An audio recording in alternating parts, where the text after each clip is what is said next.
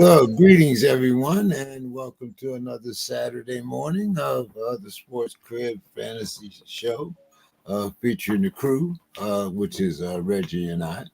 Hello, guys. From our sister site, Mr. SMASHUP Sports, we have the Hawk is here with us this morning. How are you doing today, Chris? Doing good. Got my coffee. It's bright and early. I'm in Hawaii, so beautiful. Waking up ready to talk some football. Well, I see it. I got my smoothie with me, so I got a bottle of water in Atlanta. So it's not nearly as exciting. Do you live in Hawaii? Yeah, part-time. So I'm like, my friends always joke, it's like that old TV show, Where in the World is Carmen Sandiego? I don't know if you guys remember that, but in Hawaii, I'll be in California, and I'll be in Chicago. So just depends on the day. That's why I got the Chicago mug, even though I'm here.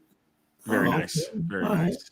I'm sure it's not too many winners in Chicago if you got those two choices. No, this is a beautiful place to be. It gets a little bit hot. It's one of the things you can't really complain about because everything else is perfect. Yeah, man, first world problems, man, for sure. Yeah. I guess that would be my next move. I've gone about as far as I can here in Southern California, so it's either Hawaii, Japan, or somewhere further out in the Pacific somewhere there, man. You know. Well, we go to Japan a bit too, so it's a beautiful country. Obviously, great food. But if either of you do wind up out here in Hawaii, particularly Oahu, let me know, and we'll have a live taping. Oh yeah, absolutely. Yeah, that would be something to look forward to. Yeah, and Hawaii can't be that much more expensive than San Diego, so it's not like it would be a big trade-off. So, guys, let's talk about our fantasies polls last week. Reggie, you still haven't joined us over at Smash Mouth. No, I need to. You sent me a link, right? I could just use. Did you send me a link, or did you just send me the name of the site? I didn't know if you sent me a link or not. I think Chris, didn't you send us all a link? I did, but it was in the email, I think. We'll drop in our private chat here during the show, and if you just grab it for after. Got you. Thank you, sir. Okay. Yeah. All right. Well, I think right now me and Bill are the only two there. I will join. I would definitely join. Hopefully, I'm on before we do our next show. I'll be on before then. Can we talk about why James wants to talk about this? Because he's winning the league so far. So he's so that's the first thing that you want to discuss then, there, James, because we're in like 3 leagues. I noticed you didn't discuss the other ones, James. You just discussed the SMASHUP one here. That's strange. Well, that's why we came up with the brilliant idea of everybody putting their lineups up this week, and that'll be our little feature of the week. Is that we will all present our lineups. So I got the link, and I just bookmarked that. So I'll be on before our next show. All right, good. Okay, so let's discuss. Since you brought up those leagues, Reggie, I'm thinking here it's because of the way that you kicked my ass in the one league. I was going to say, but we saw what happened in the other. We played in both. For some reason, James, we play in both leagues on the same week this year and last year.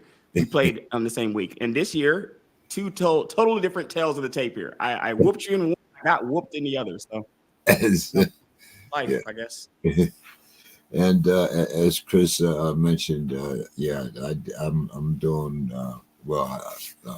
It's only the first 2 weeks of the season, but will I be able to join the same league that you guys are already in? Like, is that how it works, Chris? I'll be able to join the same league that people are in. Yeah. No, the sort of quasi punishment here is that you're going to be it's points, right? It's points based. So the points add up. High score wins. So you're going to have a little bit of catching up to do, but it's not head-to-head. You're not locked out. And in fact, for any of your listeners, if you're playing, if you've got a work league, if you've got big family, because of the way that it works, you pick your lineup and you kind of add the, whether you want to call them power ups or player props, kind of smash cards to them. You're not limited, so it's not like if I have Josh Allen, you can have him. It just depends on the lineup we set. So it actually have an unlimited size league, so you could have all 25 family members in the league. You don't have to leave your Aunt Sally out just because you have 12. You don't want the league to get too big. Nice. Okay. And then you also had the weekly, Chris. You can tell them about that also. So we also have a weekly tournament, completely free to play. There's no entry fees. There's no pay to win mechanics. Since I say they're free, then you get there and you've got to spend $30 to really have a chance to compete. Not the case here. And in the weekly league, though, we do have some prizes. So nice. $1,000 to first place, $1,500 total for all the winners, and for the top 20, you get a free entry into the Tournament of Champions in the NFL postseason. I'm saying free, but there's only free. There's no way to pay your way into it. You can only earn your way in. And the Tournament of Champions in the postseason is going to have a $10,000 pot. So, nice. Weeklies are nice, but in the postseason, somebody's going to win. At least I don't know, but for a lot of people, will be a kind of a life-changing amount of money. So, I like money. Absolutely.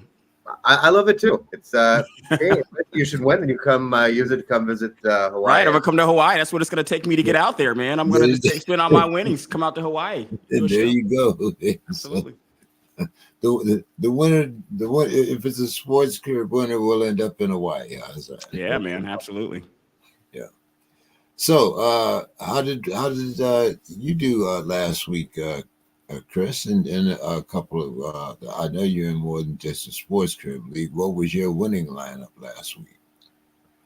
Well, I had a few. Let's maybe talk about the SPORTSKRIB one. You can talk about how much better you did than me. So let's go to sports.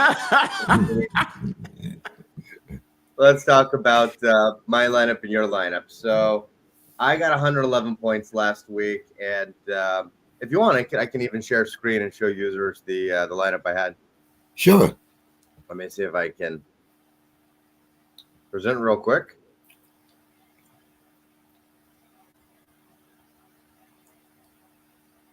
Oops. I'll make sure I get the. So this was my lineup real fast, which is I started Lamar Jackson, Jordan Mason, which went pretty well. Had Charbonnet, and it's a salary cap, so Zach was a bit cheaper because it was a late scratch for that was a score right there.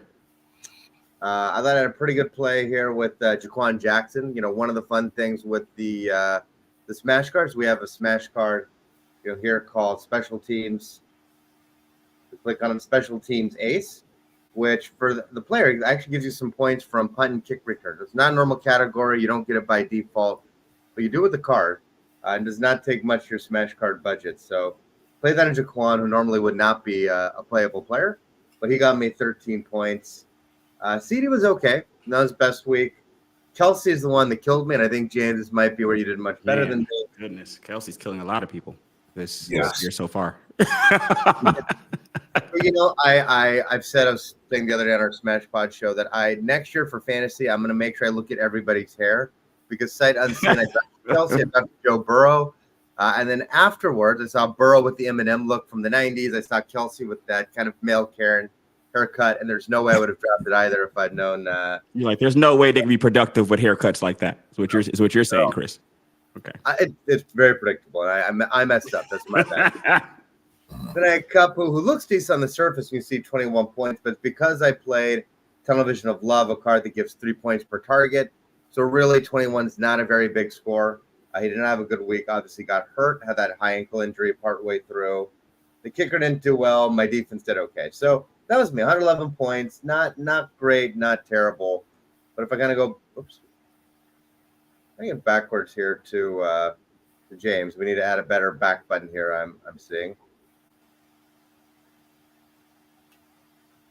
So James, he killed it. He got about 130 points, you can see, and Stroud had a nice week. Montgomery, Mason, Waddle, and the Washington defense were his weak spots. But I think where he really killed, he had DK Metcalf, who had a big week, and then credit to him here. He played CeeDee Lamb, who had a good week to begin with 15 player points. But then, James, he took advantage of this card, Speed Demon, where it's essentially a prop, right? If a player has a reception of 40 yards or more, you get 30 fantasy points. James made a great call that CeeDee would have a long catch, and he did. So James got an extra 30 points, vaulted to the top of the standings. So, James, congratulations for the moment, but just know that I am coming for you this week. And I think when we're on next week, it'll be a little bit of a different story. When do I need this? Can I set my lineup for this week yet? Because the games haven't been played. So I can sign up today and get in on this week, Chris. Is that possible? And join the SPORTSKRIB League and be in by this week? Just like DFS, the games lock when the lineup, the lineups lock when the game is starting. So obviously the Thursday night game has happened, but again, the great thing here is that you still have all the Sunday games. You got the Monday night game, so exactly you can still set your lineup today. Let's just even say you go out tonight, whatever you like to do on a Saturday night, and you sleep in. You miss the start of the Sunday morning games. You could still come in and set your lineup for Sunday night with Sunday night and Monday players, but just have the best chance to beat us. I recommend you do it today. Okay, I'm gonna jumping in, guys. I'm jumping in the league. All right. I'll have a lineup by next week. I'll have some results here. All right, you can then you can talk a little bit with your team that you picked. I don't know. Can you show our well, no, Reggie. Well, go ahead. I think you can show our lineups for this week, can't you? Oh no, we can't show this week yet because we can't give Reggie our secrets. Okay. Right, and I will take them, guys. Absolutely. I need every edge I can get out here, guys. So yeah, absolutely. We did a deep analysis on our pod of some of the data and some of the stats from past weeks, and I figured out one of the things I was doing wrong is, in this league, you want to start good players who go off, and apparently I was starting bad players who don't go off. So I've learned for next week, James. I've seen your secrets, and now I'm coming. That's what they all say. Okay. All right. Well, I have a few questions to present to you this week, and then I guess Reggie can present his. But I'm going to start off here with some of my questions for this week for you, Chris. So with the benching of Bryce Young, should I pick up Deontay Johnson? I would pick him up and stash him. I would be nervous to put him into my lineup, though. I still want to see. Look, Dalton, well, the team wasn't great. Dalton did a better job of moving the offense last year when he started. He actually seemed to have a pretty good connection with Adam Thielen last year in his games. So maybe if you're really, really desperate, you can start Thielen this week. Deontay right now at the stage of his career is probably a better football player than Adam Thielen, but don't know if he has a connection yet with Red Rocket. Don't know what's going to happen there. So as a pickup and a stash on your bench, absolutely. Maybe as a value play on SMASHUP if you're desperate, or on another DFS site if you're playing DraftKings or FanDuel, you consider as a cheap player. But I would be very nervous about putting him into my home league until I see it happen for a week. Is Deontay available, Wiley? I saw that in the beginning, at least in the draft season, Deontay was still kind of considered somewhat of a commodity hawk. He wasn't going like top few rounds, but he was at least getting drafted in these leagues. Do you think that? I wonder what his availability would be. You think a lot of people ejector seated, send him out of here the first week or two? Because you would have had to have a lot of people drop him in that first week or two for him to have even decent availability, I'd imagine, even in the 50% range. That's a really good question. Let me actually look that up as we talk about it. I know just even from my leagues and talking, reading threads on Reddit and other social media, I think it's one of those things that's highly variable. So I think there's some leagues where he's been dropped because people are frustrated. And it's not like mediocre. He just hasn't done anything because this is kind of the weird thing. I don't, Reggie, James, I'm curious if you agree with this, but last year, my whole thing on Bryce Young, I said, was he was bad for a number one pick.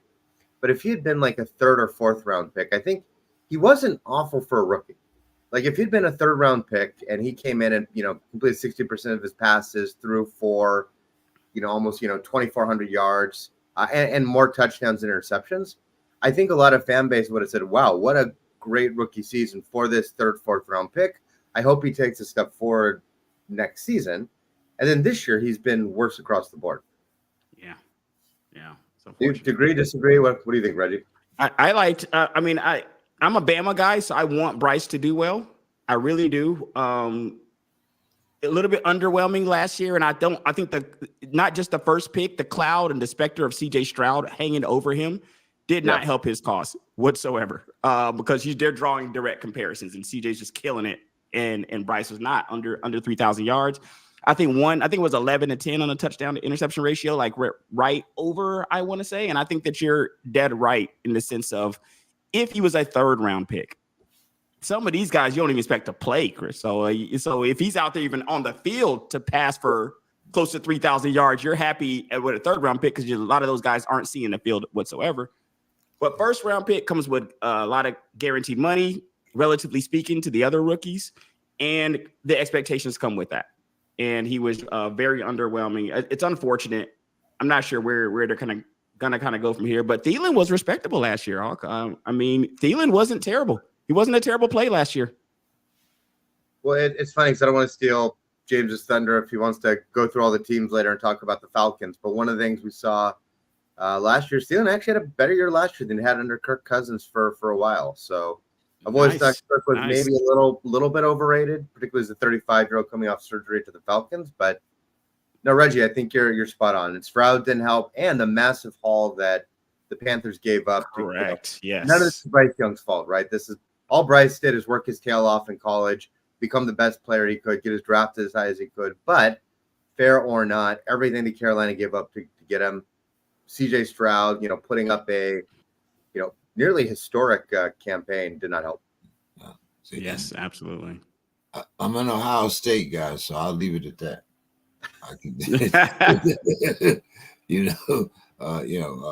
Between CJ and like Marvin Harrison, I thought the last 2 years, we put some fantasy players out there. Now I'm not saying that I thought CJ was going to light it up like he did, but unlike the Panthers, when it came to a choice between CJ and Bryce, I took CJ. So, but it was a bit of a homer pick. I will admit that.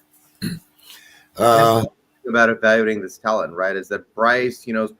Whenever there's a bust like this, and knock on wood, I hope that Bryce gets right, and I hope he becomes a good player. So I hope he's not a bust, or at least a historic one. People always try to go back and evaluate what went wrong.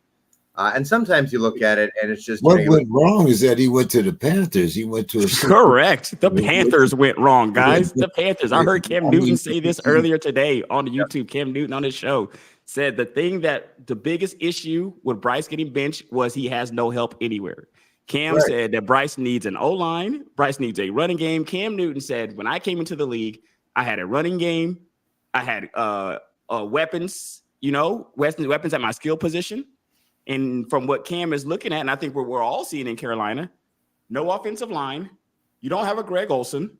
You don't have the running game that Cam had back in the day. And these are all things that we know. A decent tight end, an O-line, and a running game could be your best friends to a rookie quarterback. These are things that can extremely help a rookie quarterback, and he has deficits at all three. And the ownership hasn't been exactly exemplary the last few years. There's like 3 coaches in like 3 years for the Panthers. So not everything here screams dumpster fire from an organizational standpoint. He didn't go to a stable organization where we can just blame it all on him. But I do think he shares some of the blame, but I would put majority of the blame on the dumpster fire he walked into, still being the dumpster fire. Yeah, I think he needed a better system, along with that. But like you said, 3 different coaches in 3 years. So let's see. What about wide receiver for the Seahawks? Jackson Smith, Njigba. Everybody's waiting for this one. So is he a variable wide receiver 2 or flex? Yeah, I think for me he is at this point. I have him in several leagues, liked him coming into the season. You know, week 1, as we talked about last week, it's basically a glorified preseason because a lot of teams don't play their players in the preseason. And so week 1 was a mess for the Seahawks. They couldn't really get their offense going. I think last week we really saw the Ryan Grubb offense, the things he was doing at University of Washington. Now they're in Seattle for the first time. And so, Metcalf had a big week. Geno Smith looked good. Zach was okay. No Ken Walker, but, was respectable. And Jackson had a big week. And so I don't anticipate every week being like last week. But if you're in a league where you need a wide receiver 2, wide receiver 3, or a flex play, I think he's viable, and I think he's going to have enough of those boom weeks to be respectable and be in your lineup. Okay. What about the 49ers wide receiver Jawan Jennings? You got Debo is out, Christian McCaffrey is out. Is this a viable pickup here? Even though he's known more as a run blocker, but considering the weapons that the 49ers are short, what about picking him up? Reggie, why don't you go first on this one? I would love to pick up Jennings, but I have too much Ayuk. I have a lot of Ayuk, so I'm not going to pick up Jennings. Let's say that I was in a crunch. I feel like Jennings is a great guy. If you're missing, let's say you had Cooper Kupp, or you got a guy that's injured on your team. You just got an injury, because we all know that we injury plagued right now, very early in the season. I think Jawan Jennings is a fine start, especially if Kittle's doubtful right now, guys. Yeah, Kittle's doubtful. At this particular point, it would be Jawan Jennings, Jordan Mason, and Brandon Ayuk, right? Jawan Jennings has shown that he can earn target share even when everybody's healthy. He's been able to earn some target share. So I would imagine, I'm just hoping he doesn't cut into my guy Ayuk too much here, but I don't think he's a bad start, and he should be available. I know he's available in a lot of my leagues, so I don't think he's a bad start at all. Well, I think the way Ayuk is playing, you should write him and ask him to pay for part of your league entry fee. Right, he's definitely killing me, guys. He's not earning it yet, but I hope absolutely he does. Yeah, Jawan Jennings is interesting. I agree with you, and I think certainly as a spot start or as a value plan, a smash up, or a DFS site, it can make a lot of sense. This is sort of a little bit of my area as a Niners fan. You see the poster there in the background where you got your Steelers one. My other thing with Jennings, I like him. I think he's like you said, Reggie, cut into Ayuk a bit if he's a guy who just needs some solid play. He's not the greatest of separation. He has good hands. I think he's a dependable target for Purdy. I don't know that there's like a home run. I will say, though, if you're gambling, part of fantasy and part of sports in general is the idea of variance. If you are the favorite to win, you want low variance. You're like, give me the guy I can plug in who I know is going to give me Jawan Jennings. I'm favored to win this week by a decent amount. I just don't want any variance. I don't want any risk.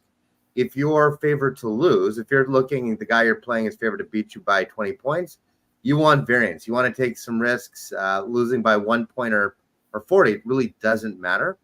So a guy I might keep an eye on, I'd be nervous to play him this week, but if these injuries persist, is 49ers draft pick Jacob Cowing. So interesting. Is still a few weeks away from playing. Obviously the unfortunate incident where he got shot. Cowing, though, had a really strong preseason. He is a speed receiver. It's preseason, so look, he might get into the games and do absolutely nothing. But he was kind of looking like a, one of those speed guys. Are we talking about Ricky Purcell? Are we talking about Purcell, or which? I'm getting okay. I'm getting two guys confused here. Okay. No, Cowing. Yeah, so Purcell was the first round pick, but he's hurt. He's out for a few weeks. Okay. Cowing, he's on IR for Purcell. Yes. Okay. He's on the IR. Cowing, though, is a guy who kind of reminds you of a poor man's, we'll say for the moment, Tank Dell or sacrilege to say in the same sentence, but Tyreek Hill. Wow. Let's be clear. Not the same level by any stretch, but he's that version of a speed receiver. He gets separation. He gets downfield. It will be interesting to see if Purdy can have the same connection with him that Dobbins and Brandon Allen did in the preseason. But just, again, don't start him this week, but keep an eye out. He's kind of an interesting sleeper play. Okay. Interesting. What about starting running back DeAndre Swift against the Colts?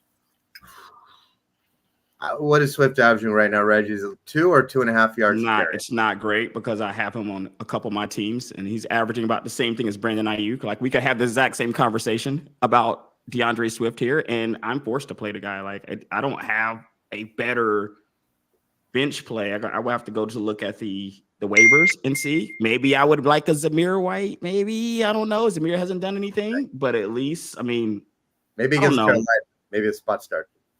Yeah, somewhere around there, man. I have to start him, and you guys should not envy me. Like, I'm not jumping for joy over here, running him out there. No, I mean, I've got to say the curse of leaving the Eagles front line strikes again. We saw it with Miles Sanders last year. Yes. Where we're seeing it with DeAndre Swift this year. Maybe Barkley just should never leave Philadelphia, as he looks great so far. I think Barkley a different level of talent, right? But yeah, Swift scares me. I mean, some people in their leagues can have no choice but to play him. The Bears' offense does not look good right now. I'm hoping it's just Caleb Williams is a rookie. I'm hoping he's finding his stride. Houston, I think, has a very underrated defense. DeMarco Ryan, obviously amazing defensive coordinator with the 49ers. Houston invested into their defense this offseason. So I'm hoping it's the case of he looks better this week against a weaker Colts defense. But I would not be running him out there unless you're like our friend Reggie, and you just don't have a better option on your wire. Forced to, guys. Okay, what about the Bungles running back Zach Moss? We've all been waiting for Brown, to take over the running game, but he hasn't been able to do that so far. And this week they're playing against the Commanders. Should I run Zach Moss out there? First of all, Reggie, there's almost nothing that makes me happier on this show than when we get to the point in the show where James starts referring to the Bungles. Yeah, man. This is where the passion comes out for these teams, these division teams, man. I'm telling you. There is a passion, hatred in his voice that I don't hear elsewhere, and I love it. We do it with our rivals. So, I like Moss a lot this week. So I did not want to show my smash up lineup for this week and give away secrets to you and Reggie, but maybe I'll betray myself a bit, which is the Commanders have given up the most fantasy points to opposing teams in the league, the most points in general across the board, right? Wow. With Dan Quinn there, huh? Interesting. Well, Jaden's been a pleasant surprise on offense. On defense, they still have no talent. So, I'm playing anyone against the Commanders that I can. So in this case, love Burrow and Chase, and that wasn't the question. But I love Zach Moss. I think he's clearly the number one there right now. Will be for this foreseeable future, and against a terrible Commanders defense. I hate to say it, James, but I think this is going to be a good week for the Bungles, and I think all their fantasy players. Okay. What about that guy on the other side? Brian Robinson, should I start him against the Bungles? I'm starting Brian every week, man. B-Rob, I'm starting every week personally. I love B-Rob. I've had him but he's also a Bama guy. So when I'm talking about any Bama guy, guys, you guys need to take that into consideration. I'm talking about a Bama guy, and I'm always going back, I think he's going to be great. Me personally, I love B-Rob. I would run him out there. Who would you sit for him, though? It depends on what your options. I don't see a lot of guys currently in this injury environment that you would sit B-Rob for. Well, maybe it goes beyond things. I think you're right. If you have him in a league, it's a no-brainer. You probably do not have somebody better on your bench. But maybe if you're setting a lineup on SMASHUP, maybe if you're, what you get is free. But maybe if you're a gambler and you're going to, DraftKings or FanDuel, or you're looking at something on Prize Picks, you're wondering what should I do. I still agree with you, Reggie. I mean, I think Robinson, number 4, running back in the league in yards per touch. I think number 4 as well in yards per reception.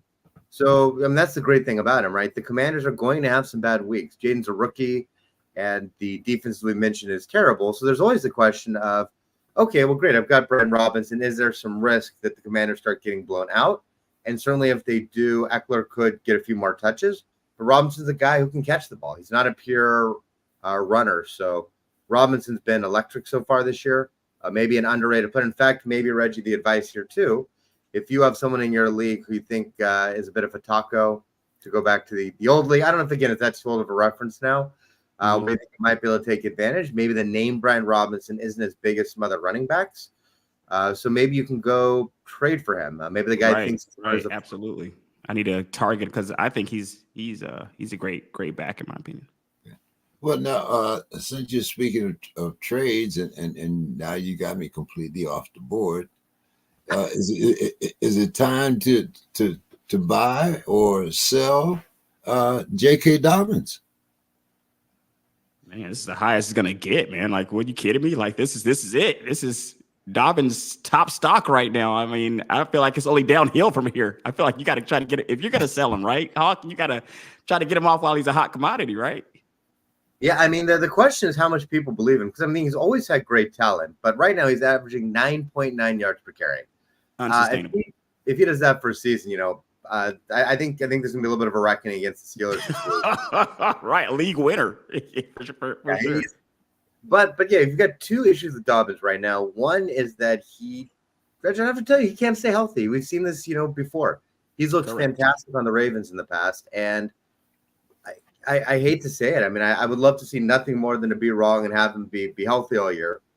He can't stay healthy, and two is probably because of that, trying to manage his health.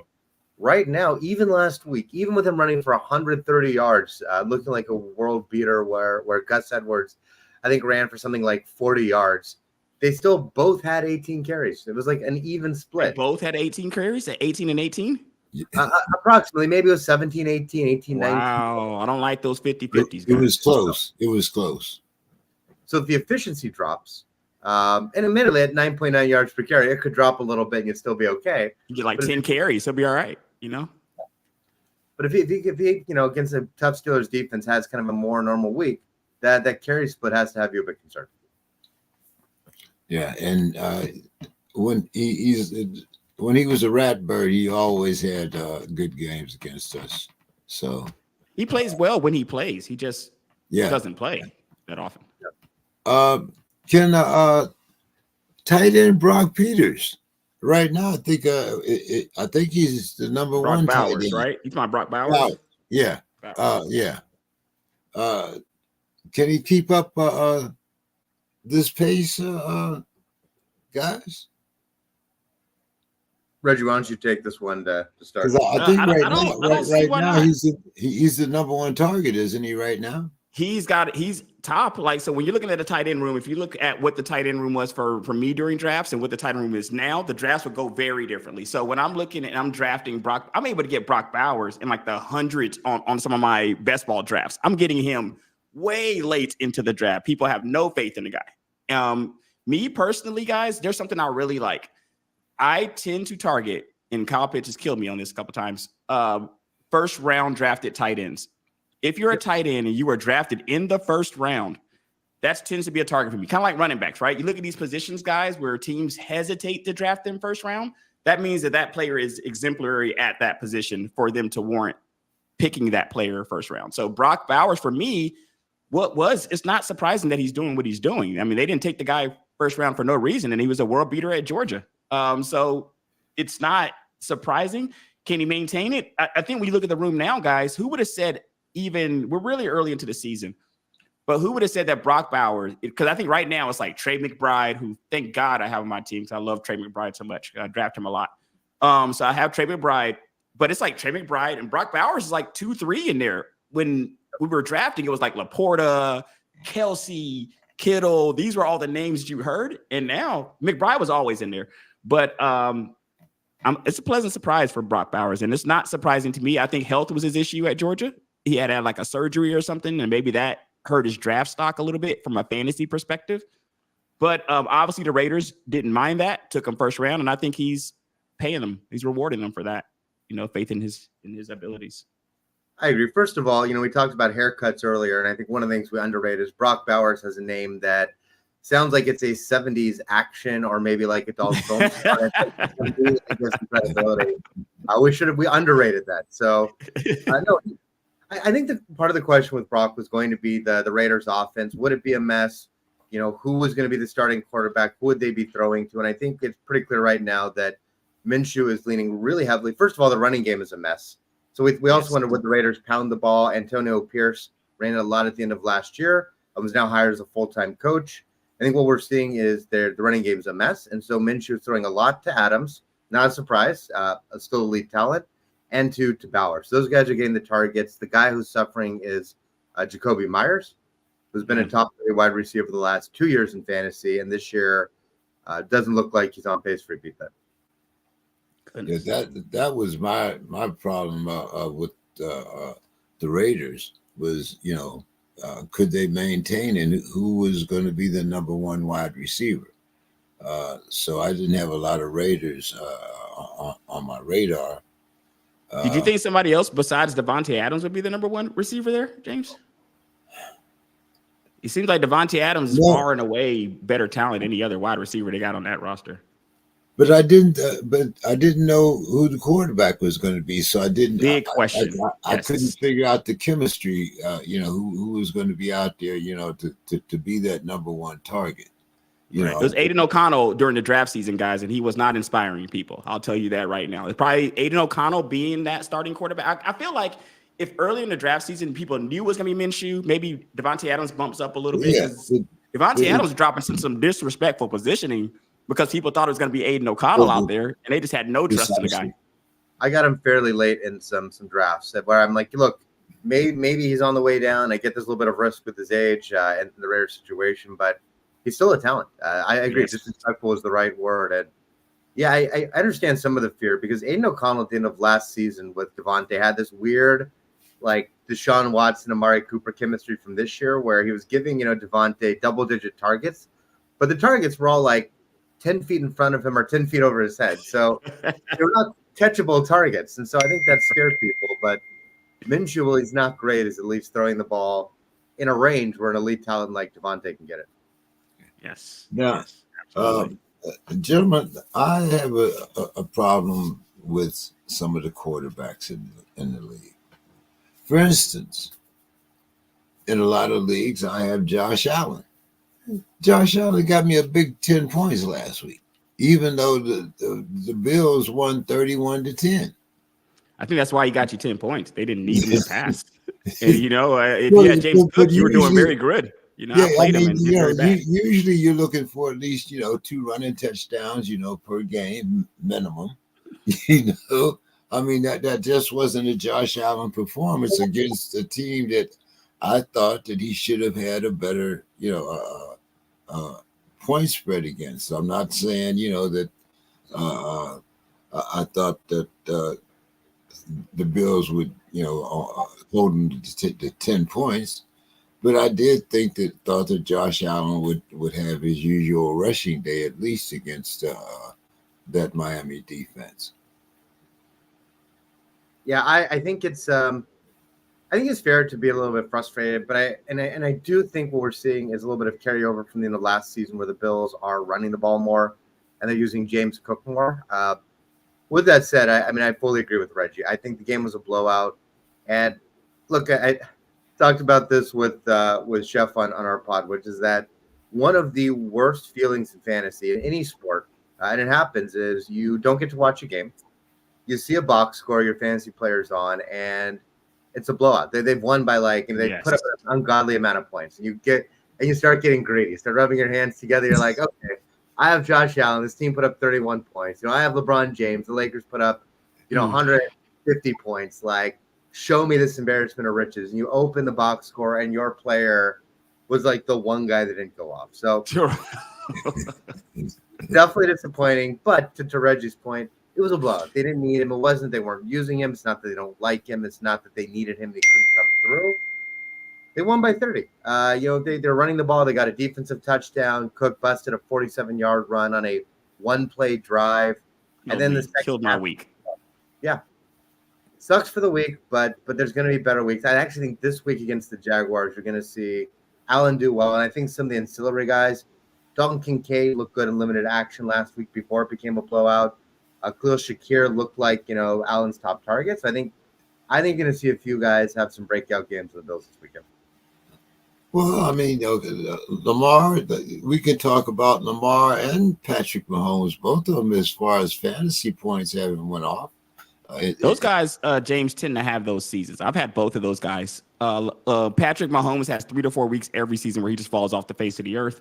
And which is funny because Patrick Mahomes fall off the face of the earth is a decent game for he doesn't have the numbers that you're used to seeing from Patrick Mahomes. And Lamar, I've had Lamar a couple seasons. Lamar can be frustrating because Lamar is a must start. And that's, I think, James, one of the things that you're talking about and we haven't talked about on the show so far, so I'll bring it up here now, is these must start players that you are held hostage by. And I felt like that when I picked CMC 1 this year. I was held hostage. I had to take him.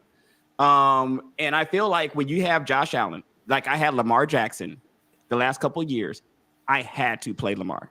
I can't keep him on my bench because he can go off. But the problem is Lamar is also good for almost a turnover a game. Whether he fumbles, whether he throws an interception, an untimely interception, he's going to give the opposing defense an opportunity, and you're going to have an opportunity to get back some of those points that he's gotten you. He's going to get back 1 or 2 of those a game. So it can be frustrating, especially with Lamar last year, guys, because Lamar was getting to like the 2-yard line and handing the ball off to score several times last year, killing me because he would get all the way down there. They would walk all the way downfield to like the 2-yard line, and he wasn't running it in as much. Yeah. But James, I don't think with any of those guys, you can't. What do you do? You're not going to trade them week 3, right? Like you're going to have to roll them out there for the next 10 weeks here or so. See what happens. Jalen Hurts is kind of the same thing. If you rolled him out there last year and they got to the 2-yard line, then you got the tush push. You got the tush push, man. You know, this year if you got Jalen Hurts and they get to the 2-yard line, Saquon now and no Jason Kelce. I mean, no Jason Kelce. Yeah, and plus Saquon. So you added Saquon, you took away Jason Kelce, and that means I'm handing the ball off to Saquon. Yeah, 2-yard line. But they did use the tush push this week, so they did kind of get back to using it. But what were your thoughts? Like you said, if you have some of these quarterbacks, you have to start them out there, even though your backup might do much better. Yes.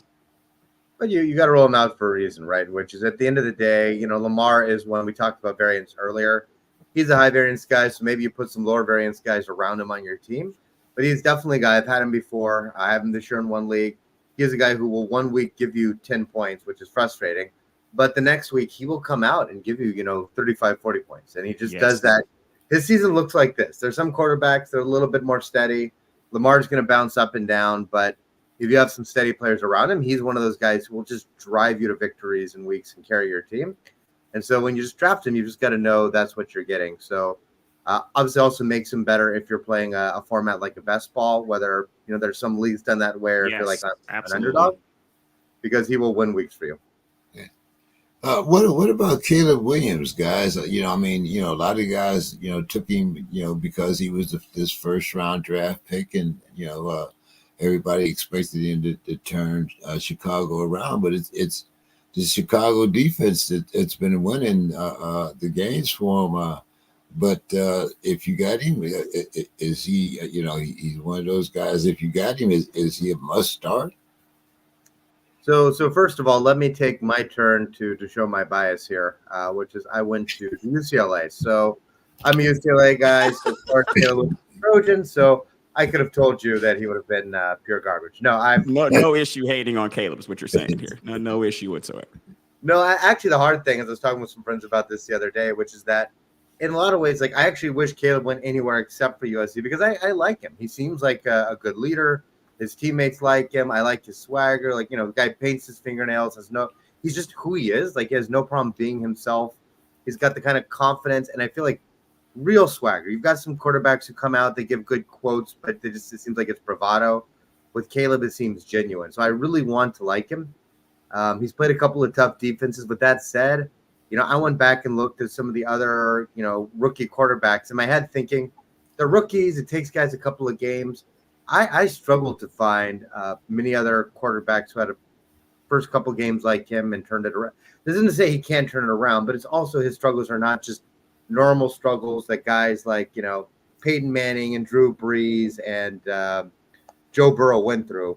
By the second game, these guys were playing significantly better than Caleb. So I hope he turns it around. But if I'm a Bears fan, The O-line is doing him zero favors. The O-line is hot garbage. True.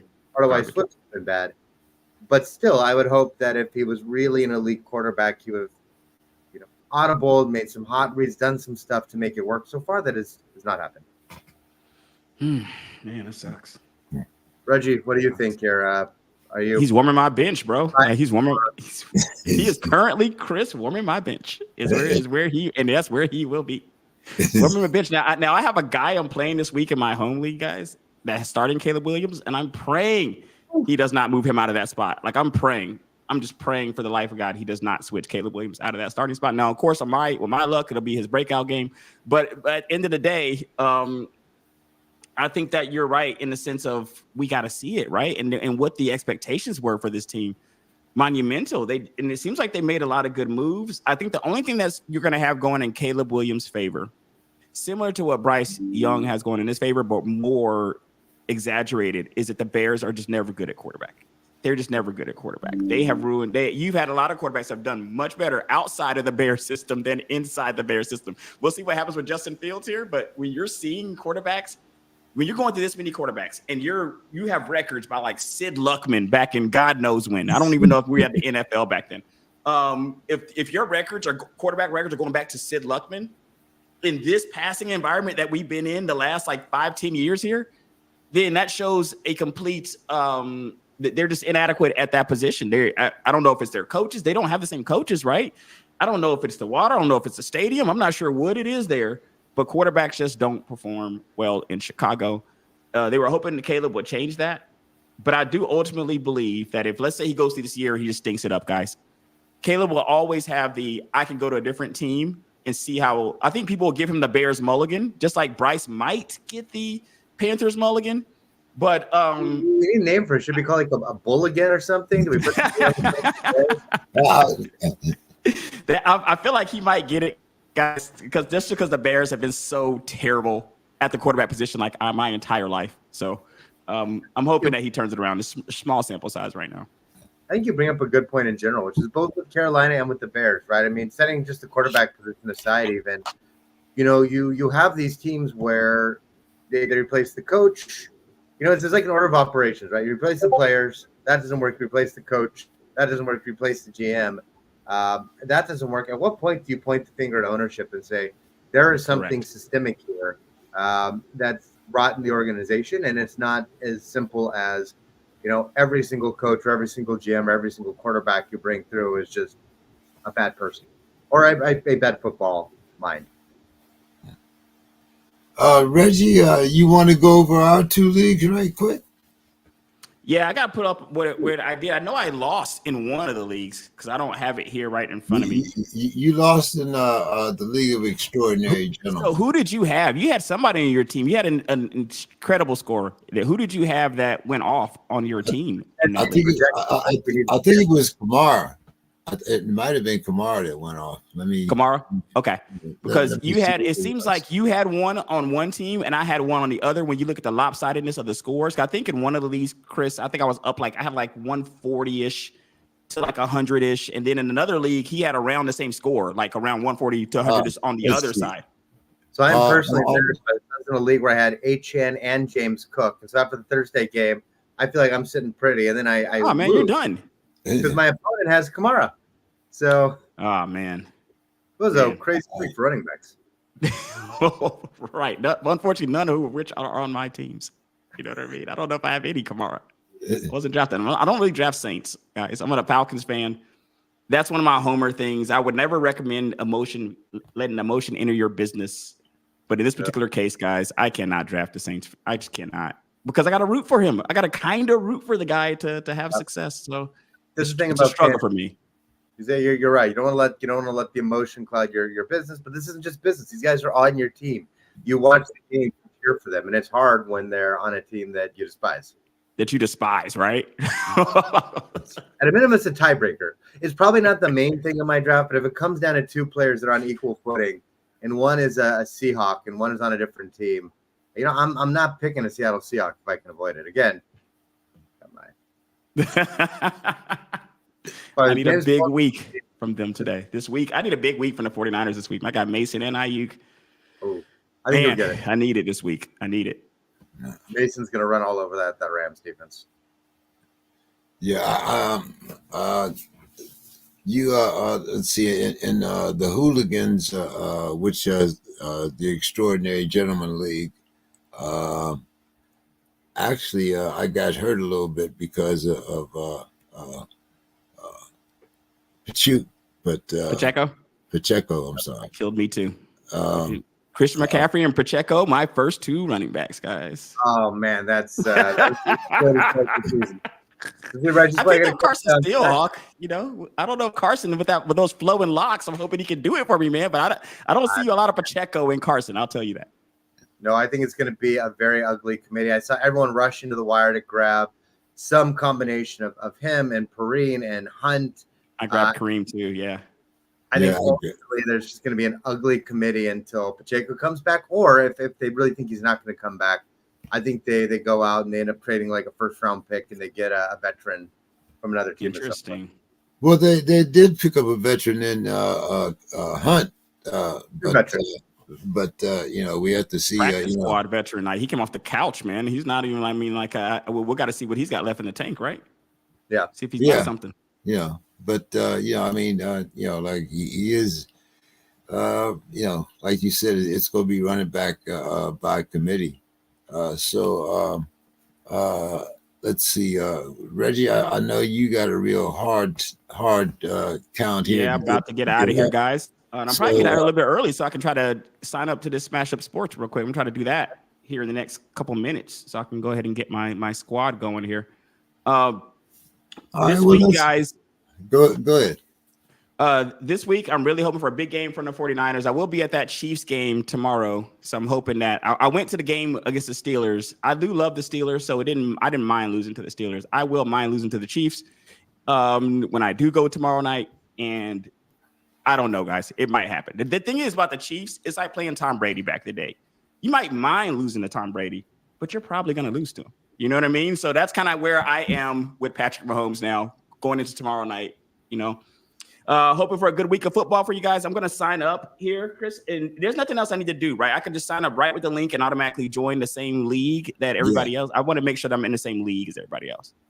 Just click the invite that I dropped in the chat, and that'll take you directly to like the league invite. And if you use the promo code SPORTSKRIB, if you do play the weekly league, again, it's all free, but most people get 3 lineups in the weekly league for the shot at the money. If you use the promo code, you get a 4th. So if you have the time you want to take a shot at the $1,000, use the promo code and you'll get that. All right, guys. I appreciate it. Once again, great talking to you guys. Talking fantasy. I'm hoping that next week I can get it next week. You got to give us your lineup. Don't forget. Are we doing perfect lineup? What are we doing? We say give you lineup. Am I giving you like my perfection lineup, or am I giving you just like a random lineup that I already have in the league? What kind of lineup do you want? Your best starting lineup in a league that you have. Man, in a league I already have. Goodness gracious. I was thinking just off the best starting lineup in general, and I had all first rounders, guys. I was about to load that thing. I had Lamb, I had Hill. I was about to load it up. Now, my team that I like the most here, if I'm looking at my squads, the team that I like the most, and I did use your name, by the way, Hawk, on that squad, it's Obi-Wan Kenobi. Remember when you suggested that the very first?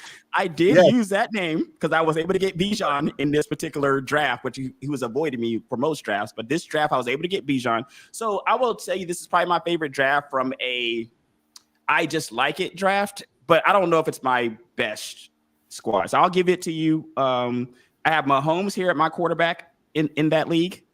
I got Marvin Harrison Jr. This, by the way, guys, for just so you know, this is on a Yahoo league, 2 wide receivers, 1 flex, with just general scoring. So Patrick Mahomes, Marvin Harrison Jr., Stephon Diggs, Bijan Robinson. Not really happy here going from past that point. Now, at that point, guys, I'm pretty excited. Going down here, we're going to see some drop off. So I have Tony Pollard, who has been decent for me, guys. When I drafted Tony Pollard, I didn't expect anything out the guy. He's been better than expected for me. So Tony Pollard, my second running back there. Mark Andrews has done absolutely nothing for me. DJ Moore, once again, done absolutely nothing for me. Jake Moody, who's done a lot for me. and the New York Jets as my defense. Now, I can give you that one, but I kind of guys want to give you the one that everybody else says is my best one. Because this is one I think is my best one because I just have Bijan on it, and I just love that team. It's like my passion team, guys, right? You might have a lineup, and then you just draft guys you just like in a lineup versus making all smart fantasy decisions.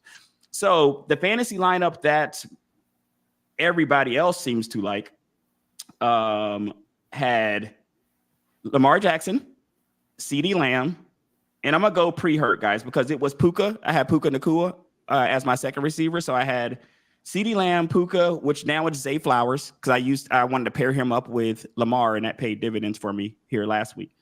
Rachaad White, James Conner, who's been doing amazing for me. Travis Kelce, who I thought was a steal at the time that I took him and have been absolutely taken advantage of because he's done nothing for me. Jerome Ford, who I like, guys. Randomly, I drafted a lot of Jerome Ford, guys. I like him. I saw some Devontae Foreman appearances last week, which really depressed me when I saw Devontae Foreman out there stealing touches from Jerome. Brandon Aubrey and Dallas. So that's the lead. That's the one that Yahoo likes, the one that people tend to like more on fantasy sites like Fantasy Pros and stuff like that. That's the roster that they like the most. What do you guys think? Thank you. I'm gonna get the reaction before I get out of here. What are your thoughts on that, Hawk? I love the lineup. I think it's talented, and I think you also bring up a good point. I've got one lineup like that every year too. I think most of my lineups I draft to be smart. It's not like I'm some dispassionate big corporation just picking the best players. All right, picking the best players, right? Then I always have one lineup, usually later in draft season, where I'm like, I just want every player I like, or maybe some player I really like who I haven't gotten in another league. So I reach out, but I'm like, if this player goes off, I don't want to have 0 of them. So no, I like your lineup a lot. It sounds like a fun lineup. It sounds like a good lineup. I'd also be remiss if I didn't comment on your T-shirt, which also explains the Obijan name. I love that shirt. We got an Abbey Road. We got an Abbey Road Star Wars shirt here for our Beatles and Star Wars fans. Absolutely. I'm all about it. I'm both, so I think that's an absolutely amazing shirt. Let's offline and find out where you got that from. That's really cool. I got you, my friend. I appreciate being on. I will try to sign up for this today and hopefully get some W's here, guys. Enjoy the rest of your show. All right, guys. All right, see you later. See you later, Reg.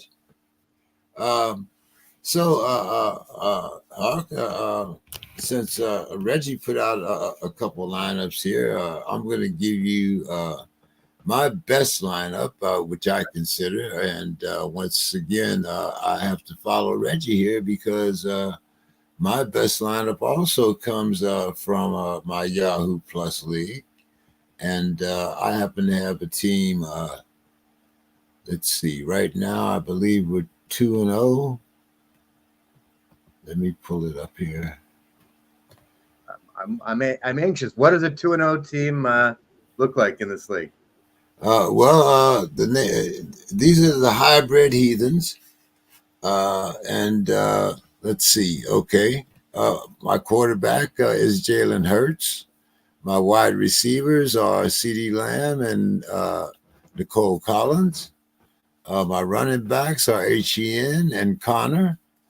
My tight end is Mark Andrews, and my flex play is Jaden Reed. I like that a lot. I mean, obviously, and so Andrews, I mean, as bad as he was week 1, he did get like 50 yards last week. He had a good, solid week for a tight end. You'd like to see him get in the end zone at some point. But if he can get back to 50-plus yards a game, I think that, you need health, right? Knock on wood. But that sounds like a championship caliber team. Yeah, my kicker is McPherson, and I'm playing the Texas defense.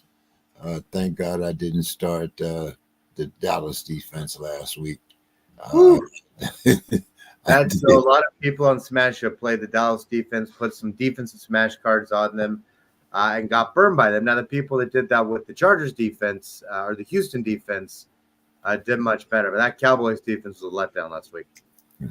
Now, the team that beat Reggie, my quarterback was Jalen Hurts. You can't wait till Reggie leaves and talk about the team that beat Reggie. I feel like this shot's fired, and he's We were 1-1. He beat me on one league, and I beat him on the other.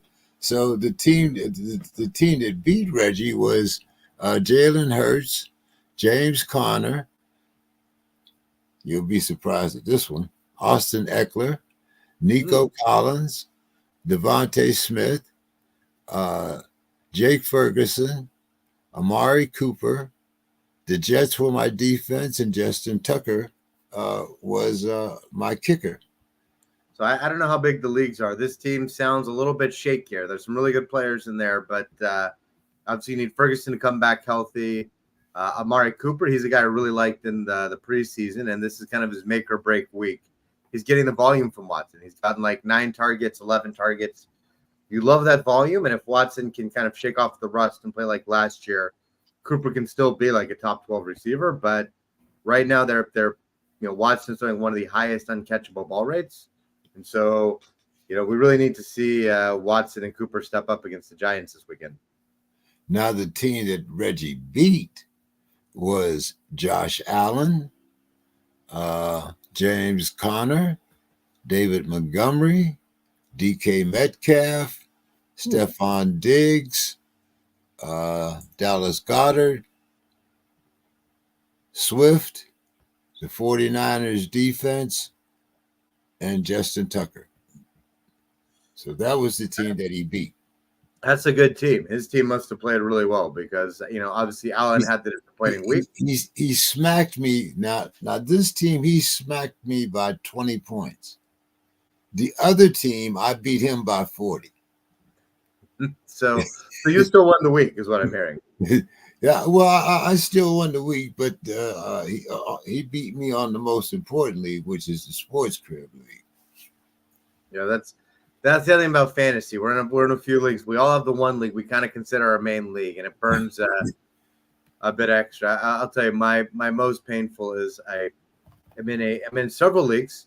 One year I did really well in my main league, and in my smaller league, I have a league where me and a few friends who played, our spouses wanted to play with us because they always see us playing fantasy.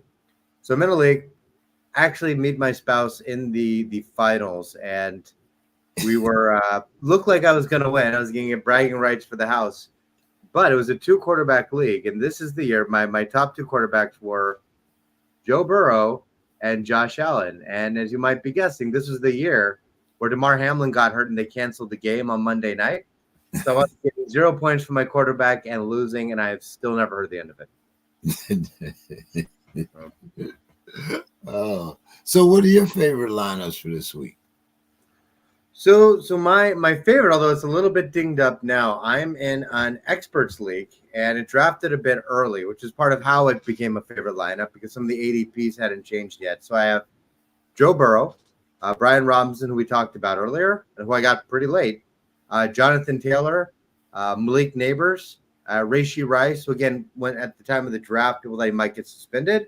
I rolled the dice a little bit later, and it's paid off. Devontae Adams, Hunter Henry. I had Pacheco, so Pacheco was there with Robinson in my flex. Now I've got to bridge some time till he gets back. I've got Josh Reynolds starting for me for the moment. I think a little underrated player, by the way. The number 1 receiver seems like he's emerging as a clear number 1 in Denver.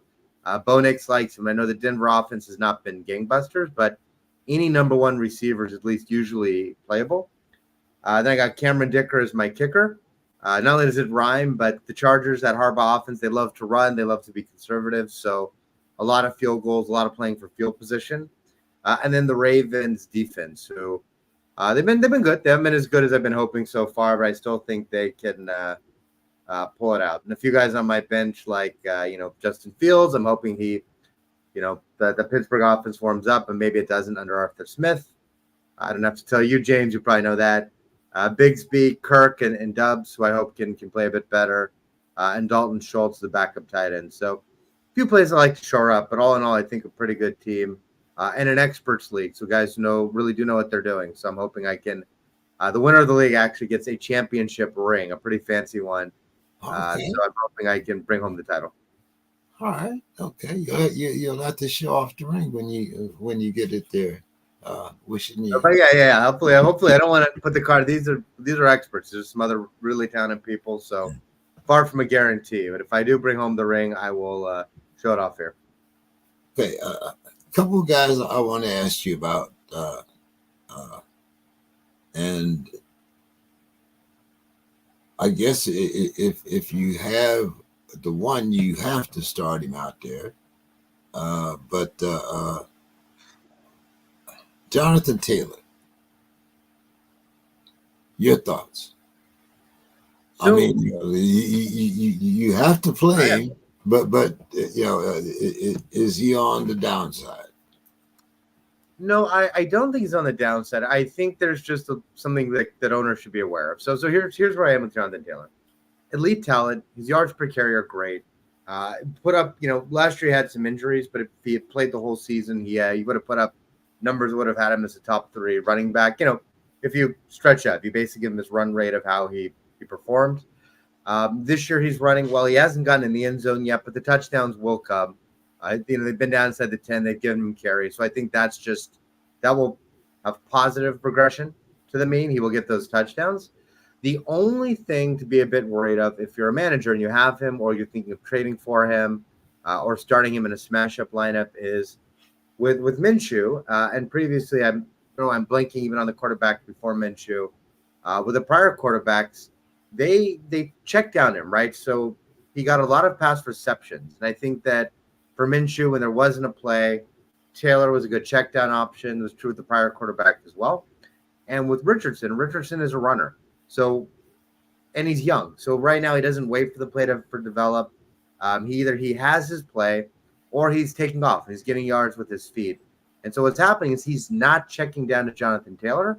As he, matures a bit, maybe he will still run at times, but maybe he waits and lets a few plays develop and checks down to Taylor. But Taylor is not getting those receptions, and I don't think that is a fluke. I think that is just how Richardson plays, and I think it's because of Richardson's ability to create plays with his feet. So if you are a Taylor owner, he's still going to run the ball well. He's still going to get his, but he may not give you quite the season you're expecting because he's not going to get the receptions he's been getting in past years. And to talk about my favorite team, but I'm not sure exactly whether I should have that trust in Fields or not. He started 2 weeks. We've only got one offensive touchdown in those 2 weeks. But Najee Harris, 88 yards the opening week, 66 yards last week. Well, so here's the thing with the Steelers, and we alluded to this earlier, which is it's the Arthur Smith effect. We saw it in Atlanta last year. He ran some more. He ran with Bijan Robinson. He ran with Tyler Algier, so he did not take advantage. I mean, London and Pitts had terrible years. Obviously, part of this is the quarterback. They had Ritter starting for them. So, I think this is also how Smith has always played. So now Smith is in Pittsburgh, and what we've seen the last 2 weeks is Fields has thrown 20 and 23 passes in the 2 weeks. So Tomlin and Smith, they're running a more conservative game. In fact, that is just the game plan. Both those games were close games. Both those games are games where Pittsburgh should have been running their offense. Neither was a Bills situation, was a blowout, and they're only running because they're up by 30. So I think Najee, I think Warren, they're going to get volume. I think it'll be a good year for Pittsburgh running backs. But I would be concerned about the Arthur Smith effect, and I don't know if they're going to throw the ball at the volume needed to take full advantage of Pickens, to take full advantage of Fields' arms, to take full advantage of a guy like Pat over there at tight end, or certainly to support any of the number 2 or 3 receivers. Okay. So some advice for the average fan. I think the advice is, we kind of said last week, don't panic. It's early. It's a glorified preseason. Now we have 2 weeks, and certainly after this week, things are going to lock in a bit more after week 3. So one, right now, if you have some time, it's a good time to take advantage. If there's a player you really like. Right now, after 2 weeks, some players might be panicking. So time to go out and maybe make an acquisition. Maybe you can go get a guy like Amari Cooper dirt cheap. maybe he's been cut in your league. Or if he hasn't been cut, maybe you can make a low ball offer and get him. After week 3, it may turn out that Watson is just washed, but any player like that where you maybe think, hey, I think this guy's a bit underrated. Maybe you think, despite what we said about the Arthur Smith, maybe you think George Pickens is underrated. You saw these covered by Surtain last week. Had a couple big plays wiped out by penalty. Now's your window to go get those guys. After week 3, things are going to lock in a bit more. We're going to have a little bit more certainty about players. So, any sleepers you could think some guys might want to pick up that you see on the waiver wire, quite frequently that people are leaving there? So this is the hard thing about being an expert. I think a lot of the leagues that I play in are deep leagues and expert leagues. So our waiver wires are thin. But I do think guys have been mentioned, right? If your league, if somebody's cut bait with Amari Cooper, if they've cut bait with George Pickens, even as mentioned earlier in the show, they've cut bait with Deontay Johnson. Now that Andy Dalton is taking over and might be a bit more stable than Bryce Young, now's the time to pick up a guy. You don't have to start him. Stash him on your bench and give him an opportunity to see if they can break out. T. Higgins just announced, too, he's coming back. Got the notification on my watch. Officially, Zach Taylor said he's playing this week. So there's another guy who maybe has frustrated owners with injuries, but now it's the time to kind of strike while the iron's hot. Any Green Bay Packers? Have we heard anything? Love is still out this week. He's practicing. It's another one where if you're patient, you can go get the Packers right now. If there's a guy who's really panicking watching Malik Willis and, who's a dumpster fire of a quarterback. So if they're panicking, obviously Jaden Reed had a big week 1, did nothing last week with Willis throwing the ball. If you have a team where you can give up some talent, maybe you're 2-0, you can afford to risk a loss this week to build your team for the future. Maybe go out and make an offer for some of those Packers players, knowing that they might have a quiet week this week. But once Love comes back, even a guy like, actually, one time another sleeper, Romeo Doubs, he actually had, I think, like 6, at least 6 targets in week 1. Last week did absolutely nothing with Willis. If Willis starts again this week, we'll probably do nothing again. But when Love comes back, not only did he have at least okay volume in week 1, but we don't overrate week 1. Like, that's a Packers team. They're going to throw the ball around. Like, there's going to be some weeks where different guys get the target. So whether you're in a best ball league or if you're just looking for a high variance receiver who can have some boom weeks for you, Dobbs is another guy who people are probably sleeping on right now. I grabbed Dobbs because he had 10 touchdowns last year. Yeah, so I was kind of, especially in deep best ball leagues where you're picking 20 players. I thought he was a good pickup. Absolutely agree. I'm trying to think if another team had come across my mind. What about Jalen Daniels and the Commanders? We haven't seen a lot of Scary Terry, and he could be available in a lot of leagues also. He's another guy I'm kind of buying, but I'm not giving up too much.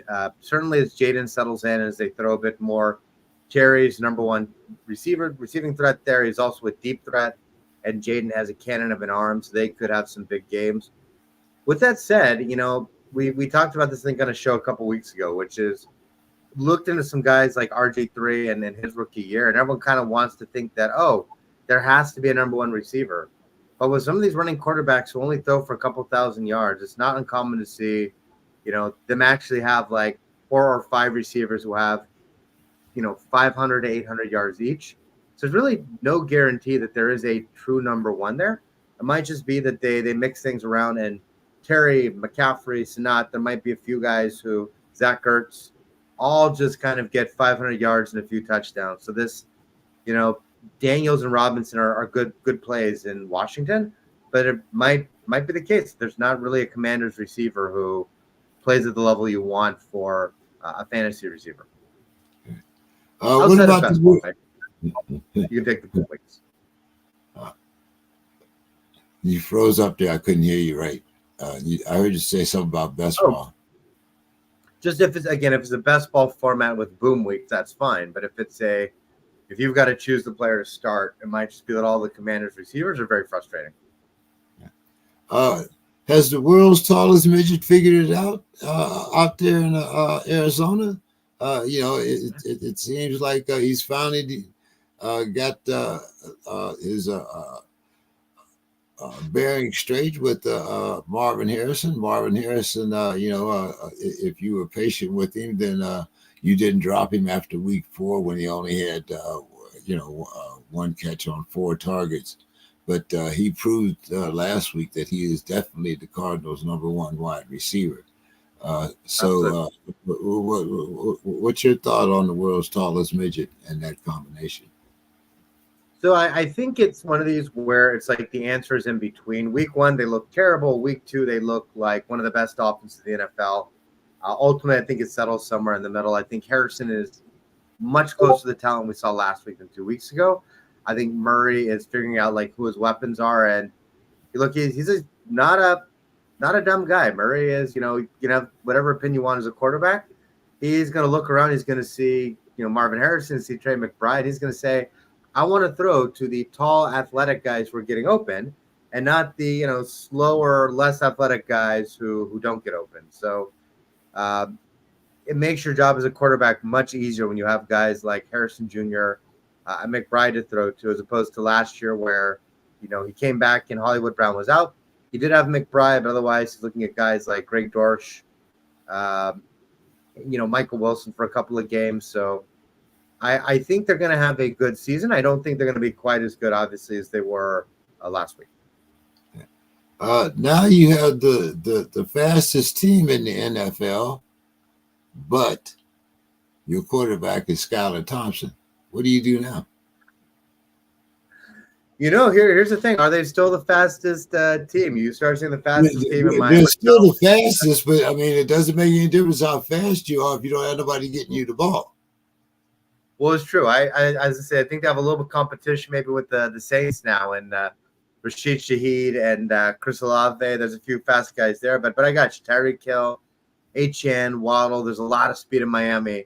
Look, I think it's a bit of a downgrade. If you look at Tyreek and Waddle without Tua in the games the last couple of years they play where Tua's been out, Tyreek's averaged 75 yards a game, which sounds okay, but that's only because he had a 180-yard game against the Vikings. Otherwise, he's been more in that 30 to 50-yard range. Waddle's averaged about 45 yards. I think it's 47 technical yards a game without Tua.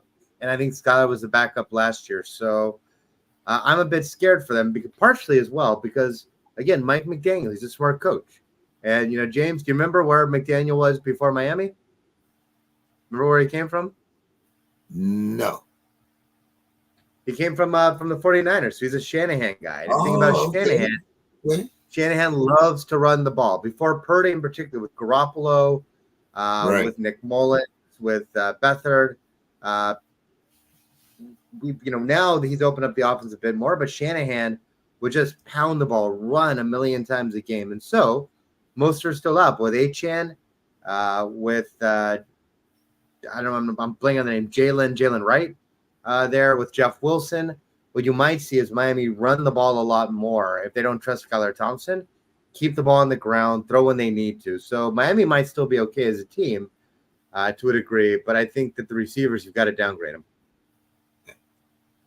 New Orleans, you talked about 97 points in 2 games, and one of those games against what everybody considered one of the best defenses in the NFL. But when you think about it, a lot of people had, down on Derek Carr, like you said, Shaheed, I think Olave's only had, 8 targets out of all of that. They're Kamara 4 touchdowns. Usually we see Kamara, he has his peaks and valleys also, but it seems like this New Orleans team is for real. Yeah, again, similar to some of the other teams, you can say it's for the Bucks, you can say it's with a few teams. I don't think they are quite as good as the 97 points they put up in these two games. With that said, Clint Kubiak has made a huge difference there. Another guy from the Niners system who's brought that kind of a lot more short passes, a lot more mixing things up, a lot more versatile players and disguising routes, which has helped even open things up deep for Shaheed. So I think the Saints team, the offense is for real. I feel good for Derek Carr. He's kind of getting an opportunity to show who he is. And Kamara, we saw last year, he was one of our sleepers in the preseason because he actually played well on a per game basis. And Carr loves to check down to his running back. So, Kamara had missed the first 4 or 5 games last year with suspension, and then played really well. So I think that Saints team has a very real, very good offense out there. The Clint Kubiak effect is legitimate. With that said, I do think they come down a little bit from how they've played the last couple of games as they play some tougher defenses and as the other teams get a little bit more tape on their offense and figure out some ways to slow it down. The Texans won, but they didn't look that good against the Colts defense. And the Colts defense is, I guess it's kind of on a week-to-week basis. Some weeks they play good, and other weeks they play like garbage. But what's your thoughts on that Texans offense? It's good. CJ Stroud is a heck of a quarterback. They've got a lot of talent. I think in this case it was the Bears defense. You may be thinking how the Bears are playing the Colts this week, and so Houston looked like world beaters in week 1. Not quite as good against the Bears, but the Bears defense is fairly strong.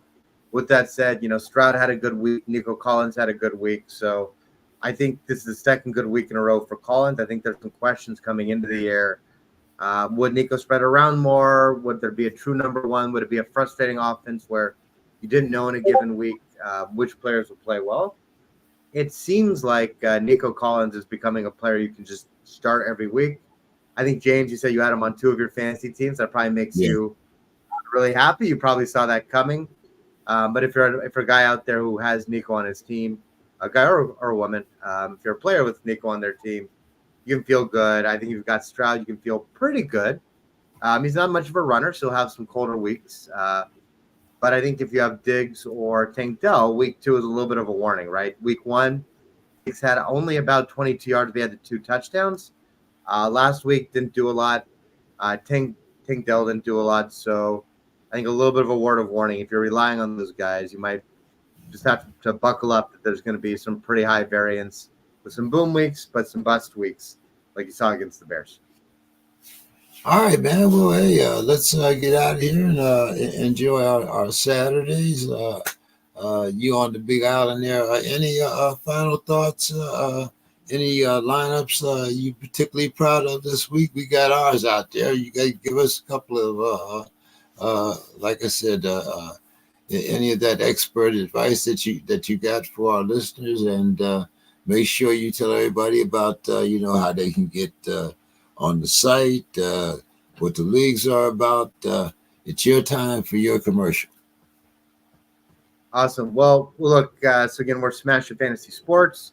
On our site, everything's free to play. There's no pay-to-win mechanics. You don't even have to give us a credit card. In fact, you can if you want to at this stage. So come on over, and we've got a couple of formats. We've got our weekly tournaments, which is just DFS style. You pick your team. You pick these things called Smash cards, which if you're into video games, you can think of them as like a power-up. If you're into, fantasy or DFS, think of it like player props that you can put on your team to get you extra fantasy points. Weekly leagues are free, but there's some cash prizes. We also have our leagues. We have our SPORTSKRIB league we're talking about earlier. So you can play against your friends. You can play in some of our public leagues for smaller prizes like a jersey, stuff that goes to the winner. But you go over, you set your lineup with a salary cap. You pick some of these smash cards, these player props. You have a salary cap, but some are potentially more points than others. But just all based on your knowledge, right? You know the game. You know how players are going to do. You're smart like James over here. You pick the good ones like he did last week with, putting the long catch player prop or speed demon on DK Metcalf. He got extra points and beat me. So come on over, use the promo code SPORTSKRIB, and in the weekly leagues, you'll get to set 4 lineups instead of 3. So a little bit of slightly better odds of going after the big prizes. All right, man. Well, hey, have a good week. When will we see you? 2 weeks from now? I think you said you had something going on next week. Yeah, next week we'll actually be in Las Vegas for a friend's birthday. So we're going to see a concert on Friday night. Do not want to promise I will be up at on the early hours for this, but 2 weeks from now, I look forward to being back on with you. Who are you going to see out there in Vegas? Maroon 5. Maroon 5. That's should be fun. It's one of my friend's favorite bands, so we're going for her. So I'm going to go see Maroon 5 perform on Friday night. And then Saturday, we are getting a cabana at one of the pools. So going to lay out, get a little bit of sun. Despite being in Hawaii, I'm still fairly pale complexion. So I'm going to try to fix that a little bit on Saturday. All right, we'll see you in 2 weeks, my man. You have a great vacation and safe travels. James, pleasure as always. Good luck to your teams this weekend, and good luck to your Steelers. All right, man, and we'll see if I still got my league. If I'm still ahead of you in 2 weeks when you get back. Well, we'll see. We'll flash it up, and hopefully I can take the lead. But you're proving to be a tough opponent. All right, man. Have a good one. Talk to you soon. Thanks, James. Have a great week. Yeah. Well, hey, glad you could get up and join us here on the SPORTSKRIB Fantasy Show. As you listen to the Hawk there, we will be back in 2 weeks. And hey, have a great fantasy week. Hope all your teams win. See you in 2 weeks. Have a good one, everyone.